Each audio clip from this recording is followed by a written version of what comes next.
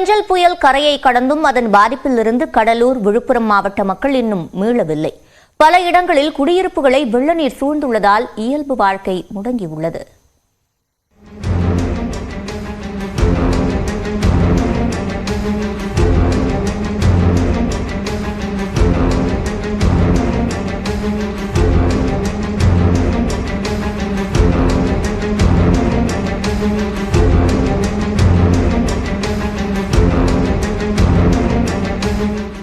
திரும்பிய பக்கமெல்லாம் வெள்ளம், திக்குமுக்காடும் மக்கள்.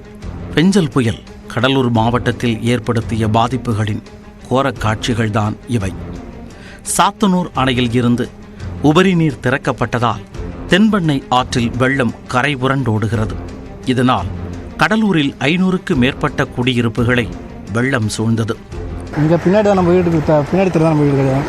ஃபுல்லாக தண்ணி வந்துடுச்சு. நானும் குறையும் பார்க்குறேன். காலிலேருந்து வந்துனே தான் தண்ணி நிற்கவே மாட்டேங்குது. வீட்டு உள்ள தண்ணி வந்துடுச்சுங்க.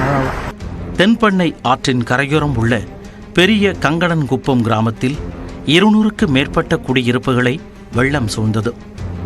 கடலூர் குண்டு உப்பளவாடி பகுதியில் உள்ள தென்பெண்ணை ஆற்றின் கரையோரத்தில் உடைப்பு ஏற்பட்டதால் ஊருக்குள் வெள்ளம் புகுந்தது.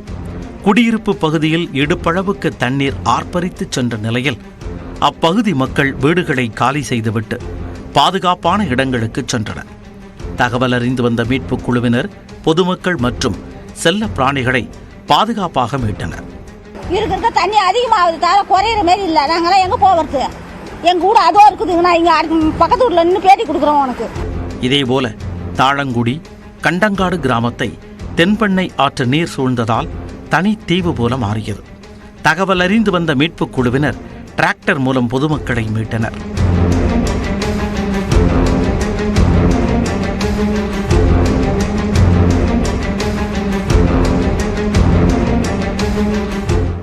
கடலூர் சாவடியில் இருந்து புதுச்சேரிக்கு செல்லக்கூடிய சாலையிலும் வெள்ள நீர் பெருக்கெடுத்தது.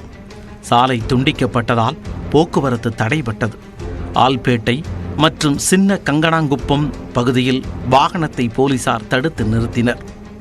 இந்த வாகனங்கள் நாகப்பட்டினம், விழுப்புரம் 4 வழிச்சாலை வழியாக திருப்பிவிடப்பட்டன. கடலூர் மாவட்ட ஆட்சியர் அலுவலகத்தையும் மழைநீர் சூழ்ந்தது. கடலூர் மாவட்டத்தில் மழையால் பாதிக்கப்பட்ட சுமார் 22,000 பேர் முகாம்களில் தங்க வைக்கப்பட்டனர். விழுப்புரம் புதிய பேருந்து நிலையம் முழுவதும் தண்ணீர் சூழ்ந்ததால் போக்குவரத்து பாதிக்கப்பட்டது.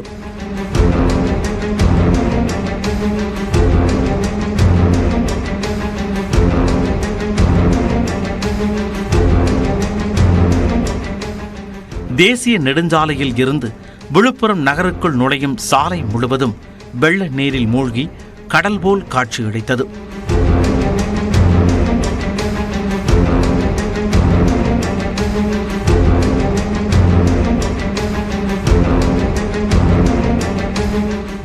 விழுப்புரம் மாவட்டம் சென்னக்குணம் கிராமத்தில் ஏரி உடைந்து 500க்கும் மேற்பட்ட ஏக்கர் பரப்பில் பயிரிடப்பட்ட விளைநிலங்கள் முழுவதும் நீரில் மூழ்கியதால் விவசாயிகள் வேதனை அடைந்தனர்.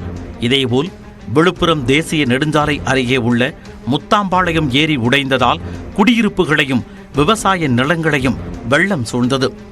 செஞ்சி அருகே அப்பம்பட்டு மணலப்பாடி சாலை மழை வெள்ளத்தில் அடித்துச் செல்லப்பட்டதால் போக்குவரத்து துண்டிக்கப்பட்டது.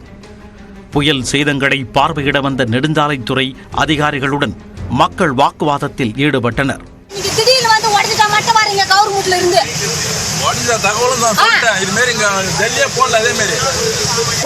ஒரு அதிகாரி கூட கிட்ட வரல. நேத்துல பணம் போட்டு கட்டி வைக்கிறாங்க.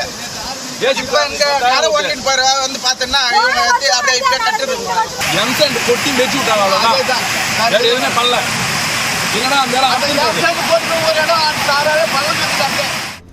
மீட்பு மற்றும் நிவாரணப் பணிகள் முடுக்கிவிடப்பட்ட நிலையில் விழுப்புரத்தில் மீண்டும் கனமழை பெய்ததால் மக்கள் கலக்கத்தில் ஆழ்ந்தனர். கலையரசன் நகரில் குடியிருப்புகளை ஆக்கிரமித்தபடி வெள்ளம் ஆர்ப்பரித்து சென்றது.